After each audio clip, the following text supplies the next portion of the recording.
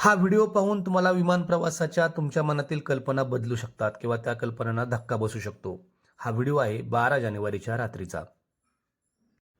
तुम्ही बैलगाडीत बसले आणि तुम्हाला धक्के बसले तर त्याचं आश्चर्य तुम्हाला वाटणार नाही. एवढंच काय, अलीकडच्या काळात रस्ते खराब असतील तर एखाद्या बसमध्ये देखील अव्यवस्था झाली तर तुम्हाला वाईट वाटणार नाही. परंतु विमानाचा प्रवास हा अतिशय मनोरंजक असतो, आल्हाददायी असतो आणि खूप चांगला असतो असं प्रत्येकाचं मत. परंतु 12 जानेवारी रोजी महाराष्ट्रातल्या काही जिल्ह्यातले डॉक्टर्स हे गडचिरोलीच्या सर्जिकल कॅम्पसाठी पुण्यावरून नागपूरला गेले होते.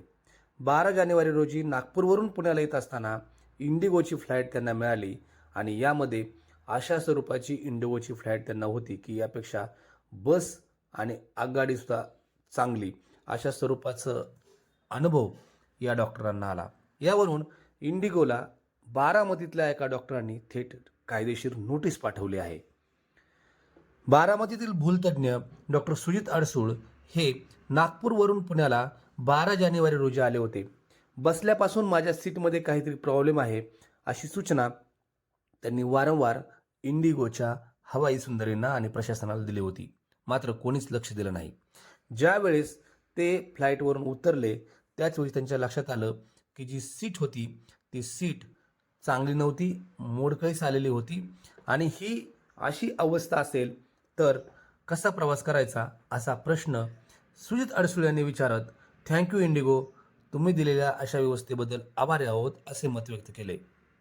अनेक प्रवासी रात्रंदिवस एअर कंपनीच्या भरवशावरती प्रवास करतात, परंतु अशा प्रकारचे प्रवास म्हणजे जर एखाद्या वडापमध्ये बसल्यासारखे वाटत असेल तर याची नोंद घेतली पाहिजे.